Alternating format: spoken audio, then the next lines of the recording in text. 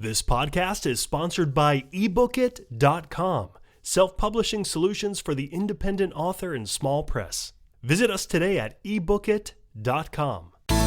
Welcome to the Toastmasters Podcast, the official podcast of Toastmasters International. Hello, everyone. This is Greg Gazin.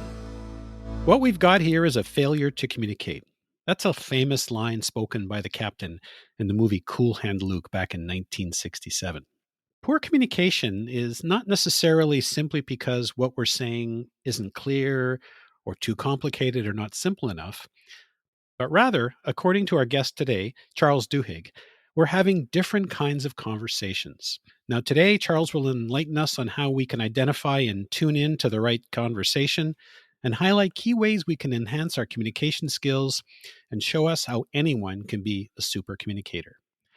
Our guest is Charles Duhigg. He is a Pulitzer Prize-winning reporter and the author of 3 best-selling books, The Power of Habit, which spent over 3 years on the New York Times bestseller lists, Smarter, Faster, Better, and his latest book, Supercommunicators, How to Unlock the Secret Language of Connection, was published this past February.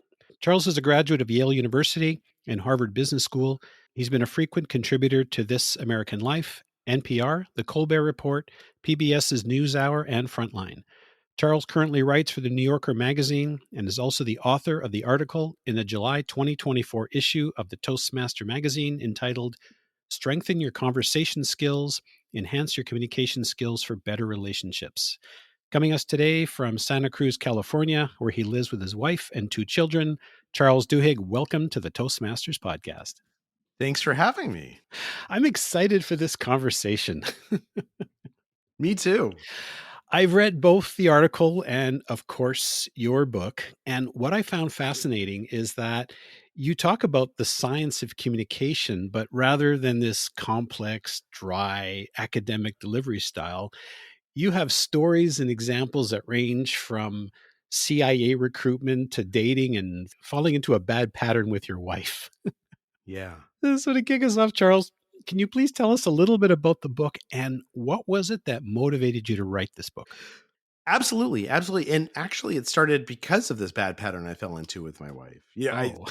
We had been married about 20 years, and I got into this pattern where I'd come home and I would start complaining about my day. And my wife very reasonably would offer me some advice like, oh, why don't you take your boss out to lunch and you guys can get to know each other a little bit better?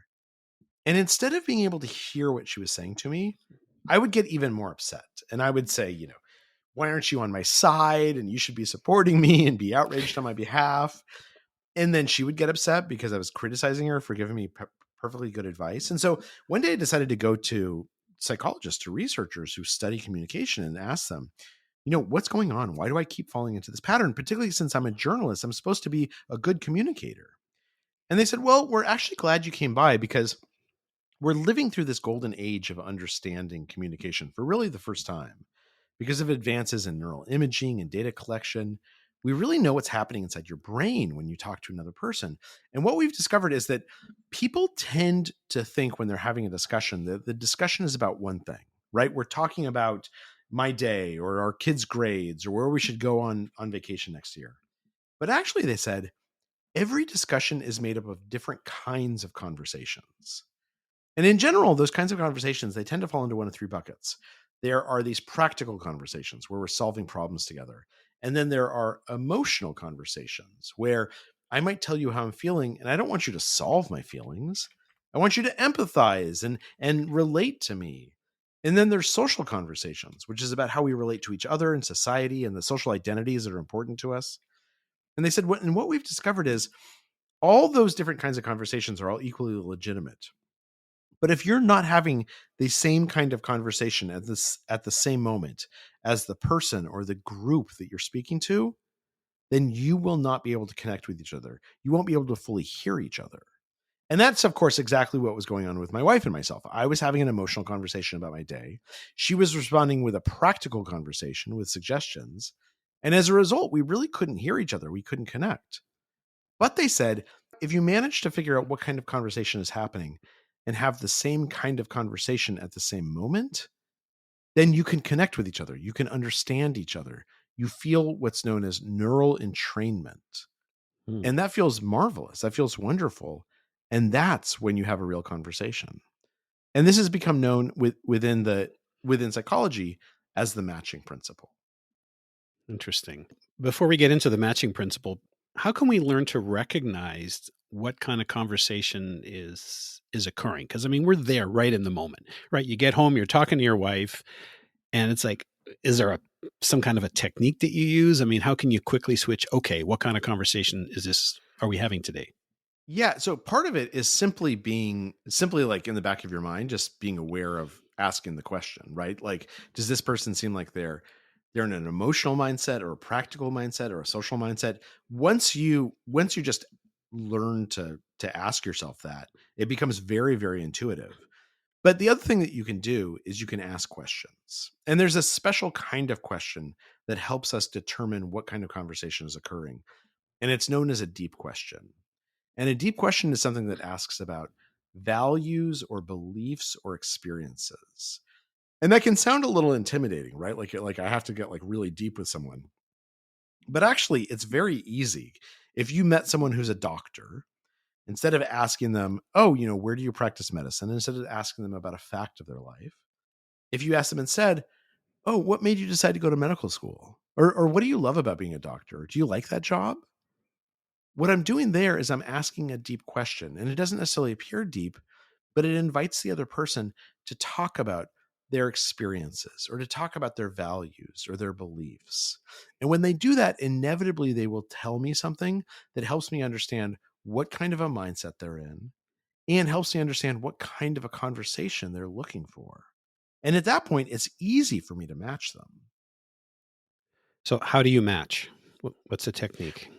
Yeah. So, well, let's take an example from a couple of weeks ago. I was at this meeting and I was sitting in a conference room, and we were waiting for the meeting to start and people to come in. And I turned to the guy next to me and I said, "How was your weekend?" Just trying to make conversation. He said, "Oh man, it was great. I went to my son's graduation and it was just awesome." What the natural thing to do would be to say, "Oh, congratulations. That's so great." And then say, "Okay, let's get down to business. Here's the agenda." But instead, I wanted to match this guy. And I saw he talked about his feelings. He talked about how great it was, how awesome it was. So I said, "Oh man, that must have been, congratulations. That must have been fantastic. What did it feel like to watch your kid walk across that stage?" And for the next 3 minutes, this guy talks about how amazing it felt and that it made him think about his own parents and the advice his parents had given him and how he tried to pass that on to his own kid and this sense of continuation. And it wasn't like, we were crying on each other's shoulders. It wasn't hard. It wasn't awkward. But by asking him an emotional question, how did that feel? It gave him a chance to express himself and for us to match each other. And then I said, "Wow, that's really powerful." And I remember my graduation and my parents coming to it. And then I said, "I guess we should get down to work. Let's I guess start going over the agenda." And during that entire conversation for the next hour, we felt aligned with each other. We felt connected to each other. We liked each other and we're listening to each other. So that's how we match each other, is we listen for those clues about what kind of conversation is happening, and then we just lean in a little bit to the conversation that's occurring. Well, that's interesting. Actually, day before yesterday, a friend of mine had called to tell me that he had ran into someone that he hadn't seen for a while. And when he had asked, "How's his lovely wife doing?" the gentleman said, "Well, she passed away a little while Yeah. ago." How do you match? How do you listen? How do you respond to that? Are there techniques for that? That comes up a lot, Yeah, no, absolutely. And the thing that often stops us is that we're afraid of saying the wrong thing, right? We're right? afraid of asking something intrusive or we don't know what to say. And in a situation like that, asking a deep question is the best thing to do. To say, "Oh, I'm so sorry. Tell me a little bit about her if you don't know her well." Or, "Oh, I'm so sorry. Like she was such a special person. I remember the time that I was sick and she really helped me out. How are you doing? How are you feeling?" When we ask a deep question, what we're doing is we're inviting, but not mandating someone to share with us what they're experiencing. And it's important if you say, "How did she die?" Or "What was it like the last couple of days?" That's a mandate, right? But if I invite you to share with me if you choose to, I can say things like, how are you doing? Or what was your wife like? Or how are things going? Like, what are you doing now to keep yourself busy? Then I'm inviting you to share with me without mandating it. So depending on how he or she answers, in this case, he, that will help guide you where the conversation goes next. Yeah, maybe they say like, "Oh, I'm doing fine. Thanks so much." Okay, so it's clear they don't want to talk. They don't want to have an emotional conversation right now. They don't want to talk about their wife, and that's totally fine. And it gives me permission to start asking about other things, to not dwell on this topic. But it's just as likely that, when my father passed away 7 years ago, a couple of people asked me, what was your dad like? And it was wonderful. Like, I had been thinking about my dad nonstop for the last 3 weeks. And so in order to share that with someone, to tell them what I'd been thinking about, that felt really, really good. And that's what I think, that's what a deep question can do, is it can invite us to share what we're thinking about without mandating that we share it. Talking a little bit more about matching in the book, there's a story of the CIA recruiter who isn't doing so well. Could you share a little bit about that story? Sure. Yeah. So this is a guy named Jim Lawler who, he had always wanted to be part of the CIA, and eventually he gets hired when he's about 30 years old. And they send him over to Europe to recruit overseas assets. And he is just terrible at this job. Like, he tries to recruit people and they're like, "Look, I don't want to talk to you. I know exactly what you're doing." He's just miserable at it. He can't really connect with anyone. And there's this one woman that he's been trying to recruit for months and months and months. She lives in the Middle East. She works for the foreign ministry of her home government. And she keeps saying no, no, no. And then she actually says, "I don't want to see you anymore. Like, I'm really scared about talking to you." And so he convinces her to have one more dinner. And basically during the dinner, he just gives up. And she's really glum because she's about to fly home. And, she'd kind of come to Europe to try and to figure out like how to deal with the fact that the religious radicals had come to power in the country, and how does she live a life that feels meaningful. And he just gives up, and he just starts talking about the fact that he's basically struggling with the same things, right? At first he tries to cheer her up. At first he tries to tell her funny stories and cheer her up and make her feel better, and that's not working. And so then he just kind of gives up, and he's like, "Look, I understand exactly what you feel like. I have wanted to be in the CIA my whole life, and I finally made it to this job that I wanted, and I'm terrible at it. Like, I'm so bad. I think I'm going to get fired." And he talks about how he's feeling and how disappointed he is in himself.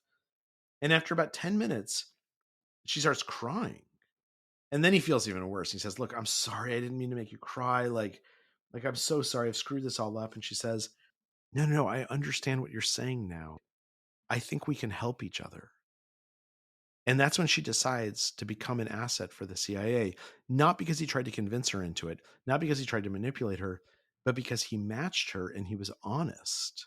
And she ends up becoming one of the best assets in the Middle East over the next 20 years. But it only worked because he matched her. Yeah. He was vulnerable. Is there a time where we shouldn't be or should be vulnerable? The goal, I mean, look, if you're having a practical conversation, vulnerability might not help you bond with each other, right? If we're talking about where we're going to go on vacation, and I don't think vulnerability can ever be bad. It's just sometimes it's not useful. So I don't know. I mean, I think that the point is, it's not that some expressions or some emotions are good or bad. It's that we listen closely to what the other person, where their mindset is, and we try and lean into that and invite them to lean into us. Yeah. I guess you'll also have to be careful too, because sometimes if you overshare, it becomes that Me Too thing. And then all of a sudden you end up taking over the conversation when we're really talking about the other person, right? Well, right. That's not matching, right? If someone says, "How are you doing? Oh, I'm feeling kind of glum. My aunt passed away last week." The wrong thing to say is, "Oh, I know exactly what you mean. Like, my dog died 7 years ago, and I know exactly what this is like." That's not you trying to lean into them. That's you trying to steal the spotlight for yourself. That's mimicry as opposed to matching. Matching is about trying to show the other person, "I want to connect with you. I really hear what you're saying." And when we do that, that's when we start to feel close to each other. Yeah. Getting back to the questions for a moment, there's something popped into my head as you were speaking. You talked about asking deep questions. And of course, you're a journalist, and I've written articles as well, and an interviewer. How can you ask deep questions without coming across as interrogating or prying? Well, I think that's where this inviting versus mandating is important. A mandating question, a prying question, is to say, like, when's the last time you cried in front of another person? That the problem is, if I ask that question, there's no way for the other person to sort of gracefully decline, right? They're being mandated to talk about something deep. But if I say, hey, I'm just wondering, like, I know that the last year has been kind of tough.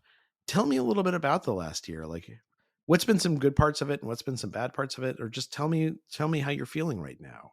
That's an invitation. Someone can say something like, oh yeah, no, it's been a little bit tough, but I'm doing a lot better now. Okay, they don't want to tell me about their year. That's not the headspace that they're in. It's not something they want to do. But they could also say, oh man, an aunt passed away and it took me a couple of months to really like process that and get over that. But then also one of my cousins got married and it was so nice to see sort of this new love and new life. What's important is when we are asking questions to make them into invitations rather than mandates.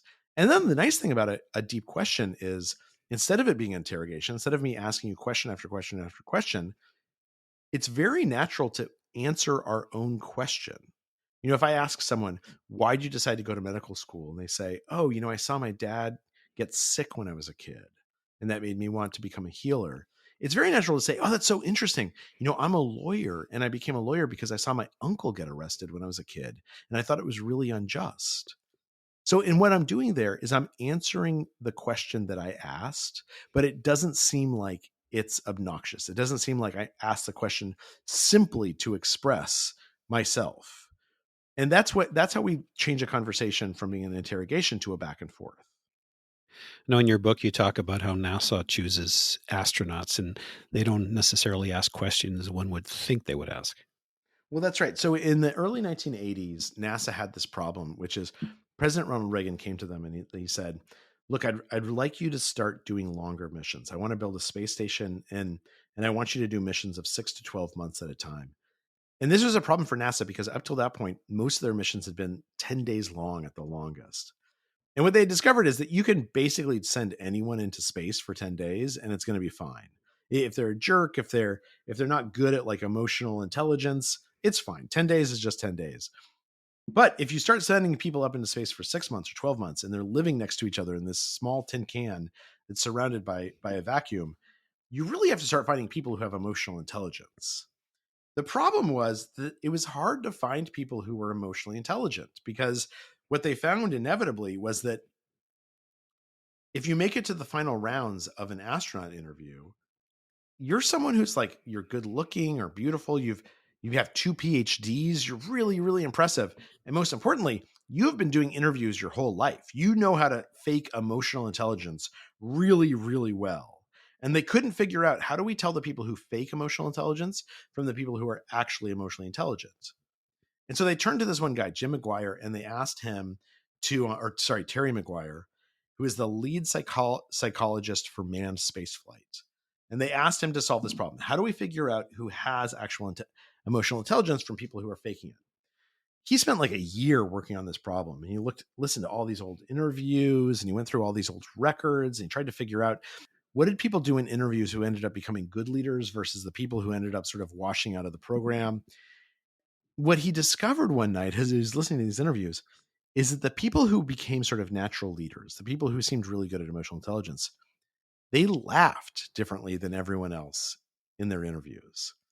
So he starts this new way of interviewing. Now, when he does an interview, he walks into the room where he's going to interview the candidate and he's carrying a big stack of papers. And as he walks in, he spills the papers as if on accident.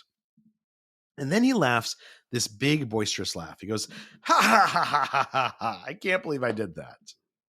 And then he pays close attention to how the candidate laughs back. Because everyone knows you're supposed to laugh back, right?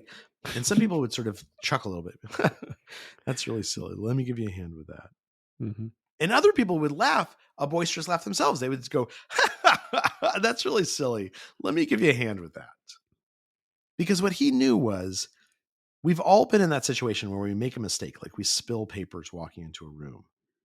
And then sometimes we awkwardly compound the mistake by laughing this big laugh, by overreacting. And we're kind of embarrassed a second time for overreacting.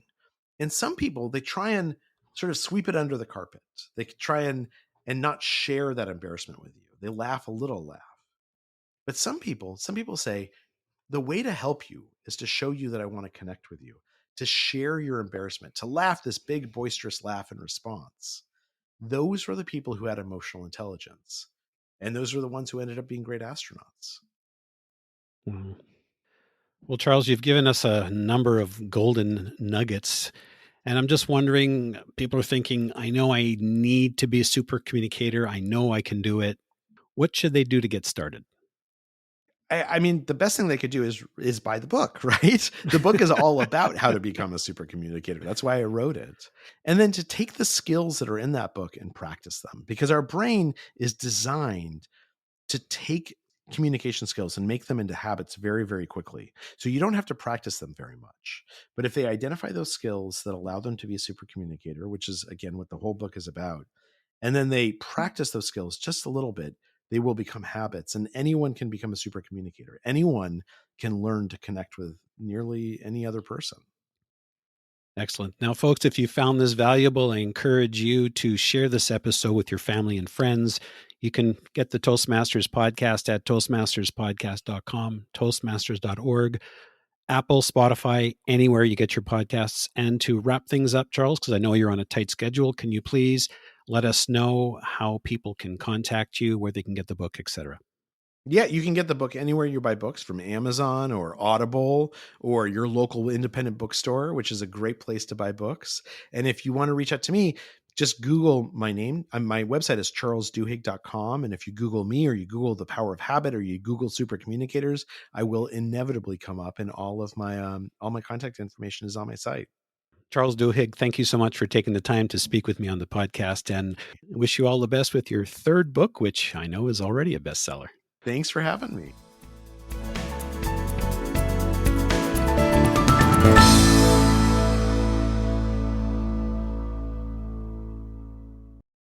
Ever imagined a book written just for you? Introducing Books.ai. We're not just another bookstore, we're the future of reading. Our state-of-the-art AI adapts each book to your specific needs, creating a personalized masterpiece. Visit Books.ai now, that's POOKS.ai, and use the promotion code SPOTIFY for a whopping 50% off. Books.ai, your personalized book awaits.